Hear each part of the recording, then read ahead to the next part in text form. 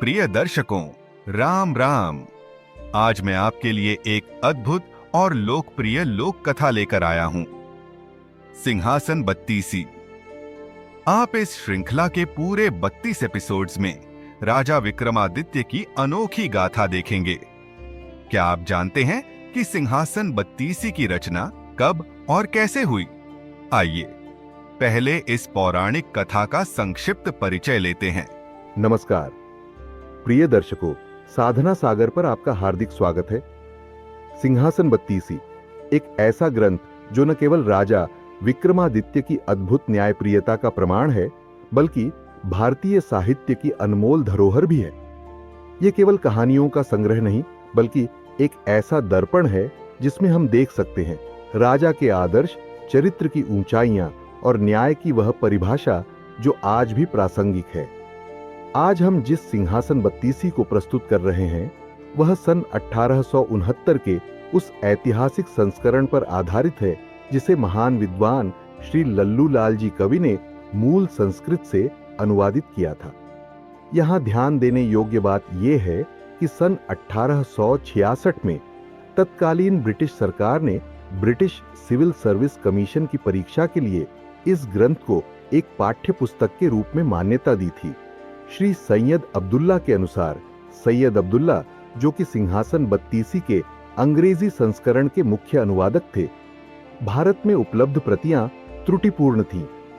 इस समस्या को हल करने के लिए सन 1805 से सन 1869 तक प्रकाशित विभिन्न संस्करणों को एकत्र कर एक प्रमाणिक और स्पष्ट संस्करण तैयार किया गया था। इस अमूल्य धरोहर में न्याय, नीति और चरित्र निर्माण की वो शिक्षाएं हैं जो राजा विक्रमादित्य के सिंहासन पर अंकित 32 पुतलियों के माध्यम से सुनाई जाती है। तो आइए इस ऐतिहासिक यात्रा में प्रवेश करें कि क्यों राजा विक्रमादित्य का सिंहासन साधारण नहीं बल्कि दिव्यता से परिपूर्ण था।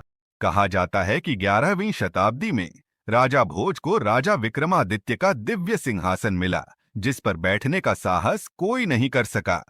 सिंहासन पर 32 पुतलियां थीं, जो वास्तव में अप्सराएं थीं। वे एक श्राप के कारण पत्थर में बदल गई थीं। हर पुतली ने राजा भोज को विक्रमादित्य के जीवन से जुड़ी एक प्रेरणादायक कहानी सुनाई और राजा भोज से कहानी के अंत में पूछा, राजन, क्या आप अपने आप को राजा विक्रमादित्य के सिंहासन के योग्य मानते हो? अब शुरू करते हैं सिंहासन बत्तीसी की कहानी। किस तरह एक साधारण चरवाहे का न्याय राजा भोज को चकित कर देता है और किस रहस्य के चलते उन्हें वह दिव्य सिंहासन प्राप्त होता है। आइए जानते हैं इस अद्भुत कथा को। जब राजा भोज ने उस साधारण से चरवाहे के न्याय करने के बारे में तहकीकात कराई, तो पता चला कि वह चरवाहा सारे फैसले एक टीले पर चढ़कर करता है। एक दिन एक व्यापारी को राज दरबार में लाया गया। राजा भोज ने व्यापारी से राज दरबार में आने का कारण पूछा। व्यापारी ने कहा, महाराज, मैं एक छोटा सा व्यापारी हूं और व्यापार करना मेरा मुख्य पेशा है। नगर से बाहर जाते समय मैंने अपने व्यापारी मित्र के पास कुछ बहुमूल्य वस्तुएं बतौर अमानत रखी थीं, ताकि जब मैं लौट कर आऊं तो मेरी बहुमूल्य वस्तुएं सुरक्षित वापस मिल सकें। जब मैंने अपने मित्र से वे बहुमूल्य वस्तुएं मांगी तो उसने देने से इनकार कर दिया। इसीलिए हम दोनों का आपस में झगड़ा हो गया है। महाराज, मुझे मेरी वस्तुएं वापस दिला दीजिए। मेरे साथ न्याय कीजिए महाराज। यही वस्तुएं परिवार का एकमात्र सहारा हैं। राजा ने व्यापारी द्वारा लगाए गए आरोप के बारे में उसके व्यापारी मित्र से पूछा, तो व्यापारी मित्र ने कहा, यह बात तो सत्य है कि व्यापार के लिए जाते समय यह अपनी बहुमूल्य वस्तुएं मेरे पास रख गया था। इसने मुझसे वायदा किया था कि वह 6 महीने बाद लौटकर अपनी वस्तुएं वापस ले लेगा। जब यह महीने बीत जाने के बाद लौटा तो मैंने इसकी अमानत लौटा दी। राजा भोज ने उस व्यापारी से कहा, क्या तुम्हारे पास कोई गवाह है जो यह सिद्ध कर सके कि तुमने इसकी बहुमूल्य वस्तुएं लौटा दी थीं? अवश्य महाराज, मैंने गांव के मुखिया और मंदिर के पुजारी के सामने सभी वस्तुएं लौटाई थीं। व्यापारी के मित्र की बात सुनकर राजा भोज ने उन दोनों को बुलाने का आदेश दिया। कुछ देर बाद राजा के सिपाही मुखिया और पुजारी को दरबार में ले आए। दोनों की गवाही व्यापारी के मित्र के पक्ष में थी।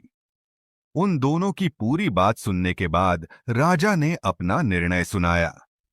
यह व्यापारी झूठ बोल रहा है, इसलिए उसे आदेश दिया जाता है कि वह झूठ बोलने के अपराध में अपने मित्र व्यापारी से क्षमा मांगे, वरना उसे राजदंड भोगना पड़ेगा। यह न्याय नहीं, अन्याय है अन्नदाता। यदि मैं चंद्रभान के पास न्याय हेतु जाता तो दूध का दूध और पानी का पानी हो जाता, लेकिन आपके सिपाही जबरदस्ती हमें पकड़कर आपके दरबार में ले आए। व्यापारी ने रोते हुए कहा। व्यापारी की बात सुनकर राजा भोज क्रोधित नहीं हुए, बल्कि यह सोचने लगे कि सूरजभान का लड़का कैसा न्याय करता है, जिसकी चर्चा हर जगह है। उसे चलकर देखना चाहिए। राजा भोज ने कहा, अगर तुम दोनों मेरे न्याय से असंतुष्ट हो तो जाकर उसी से न्याय मांगकर देख लो। मैं भी देखना चाहता हूं कि वह किस प्रकार का न्याय करता है। राजा भोज की बात सुनकर व्यापारी और दोनों गवाह भी उसके पीछे पीछे चल दिए। बस्ती के सबसे ऊंचे टीले पर हमेशा की तरह चंद्रभान पहले से ही बैठा हुआ था। गांव के लोग उसके इर्द गिर्द जमा थे। राजा भोज भी भेष बदलकर वहां बैठ गए और उसका न्याय देखने लगे। व्यापारी ने चंद्रभान को जब अपनी विपदा सुनाई तो उसकी बात सुनकर चंद्रभान तेज स्वर में बोला, न्याय करने के लिए राजा होने की आवश्यकता नहीं, न्याय का अपना दृष्टिकोण होता है। यदि न्याय पूर्ण दृष्टिकोण हो तो कोई भी किसी भी समय सही न्याय कर सकता है। यदि मेरे वश में होता तो राजा भोज को यहां बुलाकर दिखाता कि न्याय किसे कहते हैं। चंद्रभान ने सबसे पहले व्यापारी के गवाह, गांव के मुखिया और मंदिर के पुजारी को बुलाया और पूछा कि बताओ, उन बहुमूल्य वस्तुओं में कौन कौन सी कितनी वस्तुएं थीं।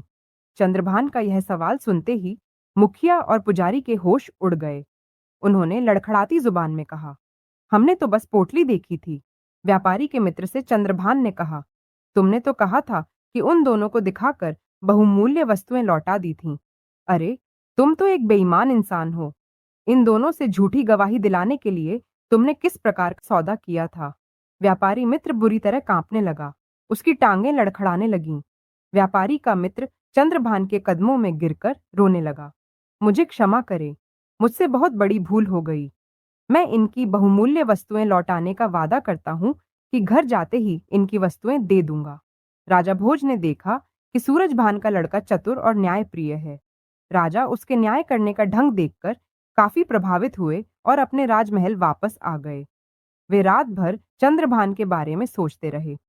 अगले ही दिन उन्होंने चंद्रभान को राजदरबार में बुलाया और कहा, मैं तुम्हारे न्याय करने के तरीके से काफी प्रभावित हूं, लेकिन एक बात हमारी समझ में नहीं आई। कौन सी बात, महाराज? चंद्रभान ने हाथ जोड़कर राजा भोज से पूछा। तुम अनपढ़ और एक मामूली चरवाहे हो, फिर भी इतना अच्छा न्याय कैसे कर लेते हो? यह सब उस टीले की करामात है महाराज। जब भी मैं उस टीले पर बैठता हूं तो मुझ में न जाने कौन सी शक्ति आ जाती है। मैं वहां बैठकर ही सही न्याय करता हूं, बाकी जगह तो मुझसे कुछ बोला भी नहीं जाता है। राजा भोज ने काफी सोच विचार करने के बाद अपने मंत्रियों से विचार विमर्श किया। अंततः यह निर्णय हुआ कि टीले के नीचे अवश्य ही कोई देवीय शक्ति है, इसे खुदवाकर देखा जाए। अगले ही दिन सैकड़ों मजदूरों ने उस टीले की खुदाई की। बहुत गहराई तक खुदाई करने के पश्चात मजदूरों को एक राज सिंहासन मिला। राजा भोज ने देखा तो सिंहासन की चमक से उसकी आंखें चौंधिया गईं। उनके सामने सोने चांदी एवं रत्नों से जड़ा हुआ बहुमूल्य सिंहासन था। राजा भोज के आदेश पर सिंहासन को राजमहल लाया गया। सिंहासन को साफ किया गया। सफाई के बाद वह और निखर गया। इतना सुंदर सिंहासन अभी तक किसी ने भी नहीं देखा था। सिंहासन के चारों ओर 8-8 पुतलियां बनी थीं। पुतलियां इतनी सजीव लगती थीं मानो अभी बोल पड़ेंगी। राजा भोज ने इस सिंहासन पर बैठने के लिए एक दिन निश्चित किया और उस दिन दरबार में जश्न का सा माहौल बना हुआ था। राजा भोज जैसे ही सिंहासन पर बैठने के लिए आगे बढ़े, तभी सिंहासन में जड़ी सभी 32 पुतलियां राजा भोज को देखकर जोर जोर से हंसने लगीं।